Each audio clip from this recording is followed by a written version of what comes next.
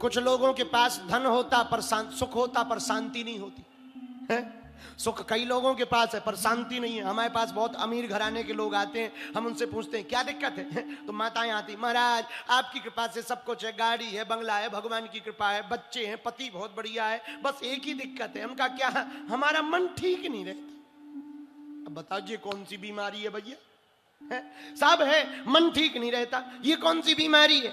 तो कुछ लोगों के पास सुख तो है, शांति नहीं है। और शांति तुम पड़ोसन मत समझ लेना। हाँ, शांति क्या है? शांति है संतुष्टि, आनंद। तो कुछ लोगों के पास सुख है, शांति नहीं है। अब शांति कैसे मिलेगी भैया? सुख तो साधनों से मिलेगा पर शांति भगवान के भजन से मिलेगी। हनुमान जी की शरण से शांति प्राप्ति होगी। बोलो सीताराम, जोर से बोलो। अच्छा, सुख हो, संपत्ति हो पर शांति ना हो तो क्या कोई काम का है? जरा बोलो भाई। नदी हो, नदी में पानी ना हो तो क्या नदी किसी काम की है? जोर से बोलो। गाड़ी हो पर ड्राइवर ना हो और खुद को चलाना ना आता हो तो क्या गाड़ी किसी काम की है? बोलो जरा, अरे जोर से तो बोलो। पंडित जी बढ़िया हो पर ज्ञान ना हो तो क्या है पंडित जी बढ़िया काम के?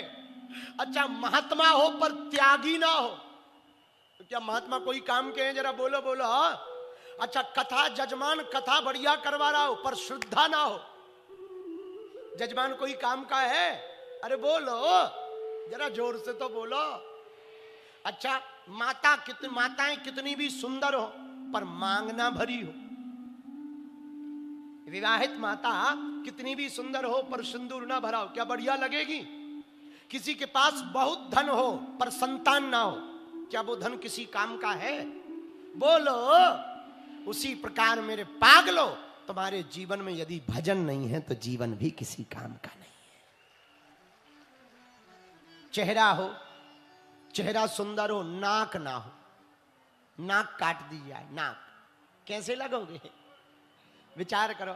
ज्यादा तुम्हें वो है, कल लाल यहां लगा के देखना, नाक शीशा में, नाक पे लाल लाल तिलक लगा लेना यहां पे, और विचार करना यदि नाक कटी हो कैसे लगोगे। एक गांव में एक आदमी था, वो कुल्हाड़ी से, कुछ लोग ऐसे होते हैं नाक कटी हो तो दूसरों की भी कटी चाहे। हाँ, एक बांदा का चेला है हमारा चंगी लाल, एक बार लकड़ी काट रहा था, लकड़ी काटते काटते उसकी नाक कट गई। नाक कट गई तो गांव भर में हल्ला हो गया, नक कटे चाचा, नक कटे चाचा, नक कटे चाचा जी आ गए, नक कटा चाचा आ गए, नक कटा चाचा। अब वो बड़ा हैरान। तो एक दिन गांव के एक आदमी ने पूछा कि आपकी नाक कैसे कट गई? अब बोले अब क्या बताएं? बोले नहीं बताओ। बोले एकांत आओ फिर बता रहे। अकेले में बोले गांव के बाहर जो शंकर जी का मंदिर है ना, बोले हाँ। बोले उनके यहां पर जो अपनी नाक काट के चढ़ाता है उनके दर्शन मिलते। अच्छा, वो आदमी शंकर जी का भगत था। इनने बुद्धि लगाई कि अपनी तो कटी ही है, एक से सही दो की कट जाएगी तो कम से कम गांव में हम अकेले तो नहीं कहलाएंगे। तो बोले वो शंकर जी दर्शन देते हैं। वो बोला हमें भी चाहिए। बोले काटो। चल, बोले चलो। मंदिर गए, मंदिर में उसने नाक काटी, खूब दर्द होने लगा, अंगूठा से दबाने लगा। लेकिन दर्द होते ही अंगूठा से दबा के बोला एक बात बताओ, दर्शन क्यों नहीं हो रहे? बोले हमें भी नहीं भाई। तो बोले पर हमारी क्यों कटवा दी? बोले हम अकेले थे तो एक से सही दो।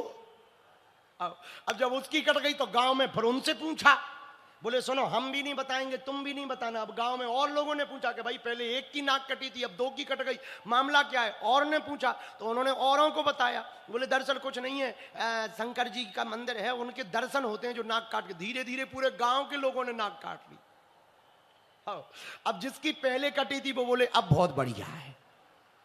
अब केवल अकेले हम वही भर नहीं नक कटा चाचा कहलाते, सब कहलाते। कुछ लोग ऐसे हैं अपने दुख से दुखी नहीं है, पड़ोसी के सुख से दुखी है।